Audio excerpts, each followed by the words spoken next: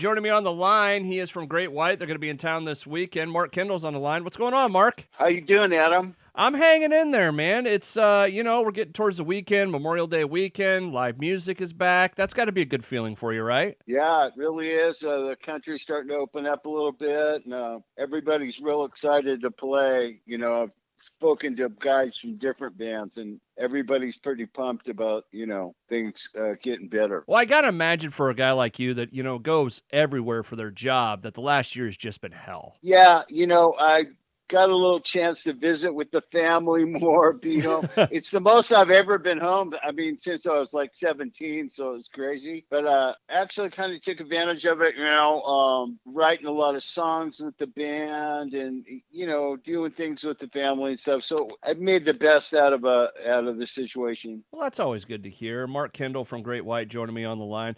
Going to be at the Boone, Iowa River Valley Festival in Boone. We'll have ticket information over at the website, kggo.com. All right, I need the inside track here. After all this time, what's the opening song this week? Opening song? I actually don't know yet. But, Liar.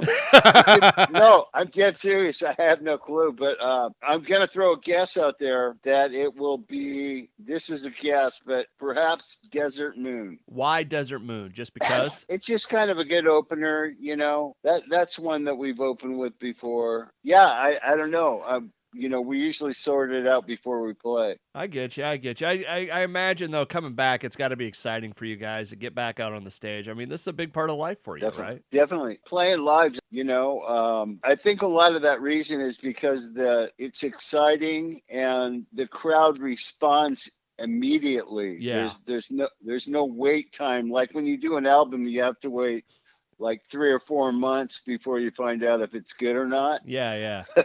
But like when we play live,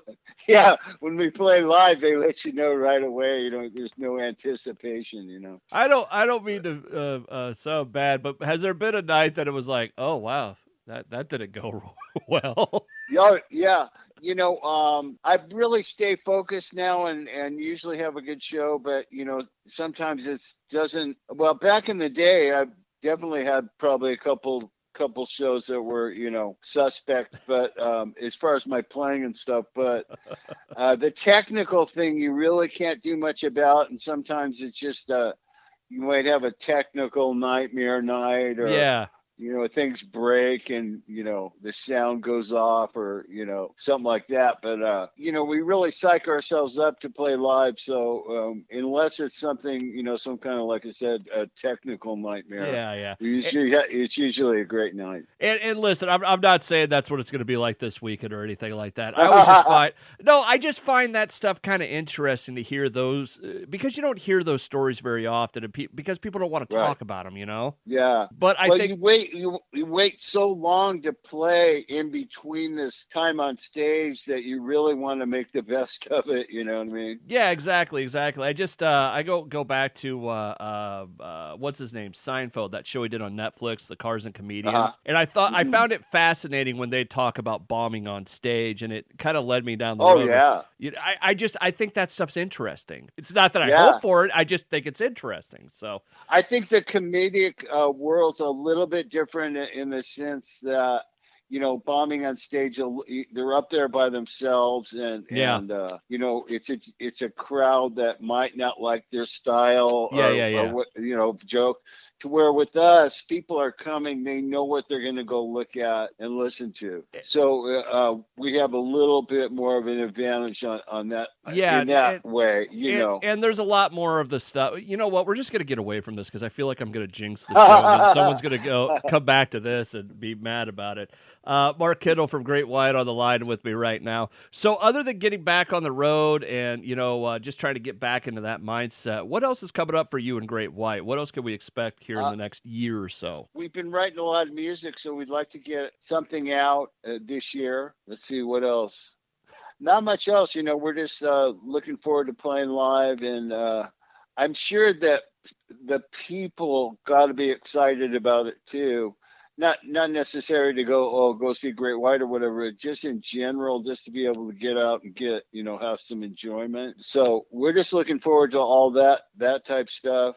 we'd like to get some new music out this year because that it kind of keeps us motivated when I think that's the reason we've been around so long, because we keep trying to better ourselves and make the best music we can. It kind of keeps your energy up. You know what though? That's good, because there's a lot of bands out there that they live on what they did in the 70s or 80s or whatever.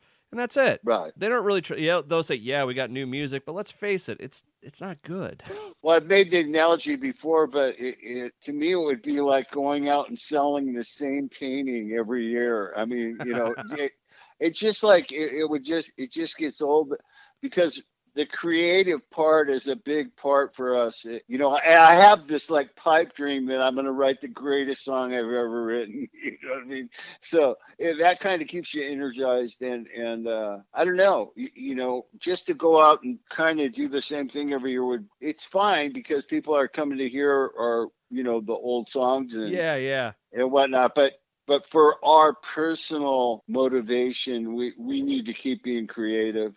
But we never bombard people with 20 new songs or anything. Mark, there was a concert, I won't say who it was, but they played all their hits in the first half of the concert, and then they go, we're going to get out our new stuff now, and we all got up and left. Yeah, I mean, really, that's part of the reason you don't want to bombard people. Yeah. We usually play one or two, and we've always done it that way our whole career. Yeah. Like when we have a new album, I don't care if it ended up being, a 3 million seller or whatever down the road, but at the time it was new. So we just play a couple, we just play throw in a couple songs, maybe one's on the radio, one's not. Yeah. And that's it. If you go out there and play 13 new songs, you're going to see, if it was a cartoon, there'd be question marks all around their heads. There totally would be. So, Mark Kendall from Great White on the line with me. All right, going back real quick, you were talking about you want to write the greatest song ever. I got to ask, what's your closest that you think you've come to the greatest song ever? God, it's tough, because it's always judged because it's the song that got the most attention or whatever. Yeah, but I want to know always the case. I want to know which one you think is the closest. Like, you know what? If I was going to put it in the running, to the music gods or whatever, that this is the greatest song ever, that's what. It doesn't have to be what you think is the popular one. Right. I will say this song became a little bit popular, but the reason I like this song, it's because of the dynamics, and it has all the elements that can make a 7-minute song seem almost like it's 3 minutes, and that was Rock Me. Yeah. I felt like the reason I like it is, for one thing, when we did our first album, we were like trying to be heavy, we were like almost trying to be Judas Priest or something. Yeah. And then when my manager and another guy in the band heard me playing some different, more blues style, just jamming around, messing around in the studio and stuff, they said, we should be doing that. And they kind of freed me up to just write anything I wanted. And that's when I really felt open to kind of play more from my influences and the things that made me want to get better and play. And so that's when I started coming up with stuff like Rock Me and stuff that was different, but more from my influences, instead of, we want to be like the Scorpions, or we want to be like Judas Priest.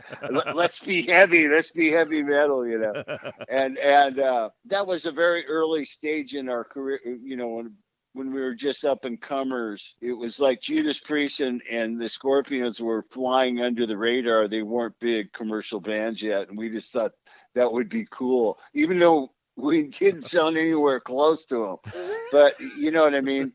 But when they allowed me just to, just be honest and with my music and just do whatever I wanted, that's part of the reason I mentioned Rock Me, because it was kind of the first stages of that, where, dynamics were included in, like I said, that song's over 7 minutes, but when you listen to it, you don't feel like you've been sitting there an hour.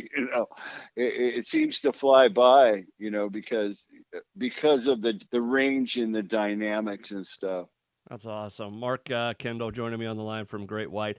Going to be at Boone, Iowa River Valley Festival this weekend. We'll have details over at the website. Mark, thank you so much for the time, man. Best of luck to you, and have a great show this weekend, okay? Have a good one, man.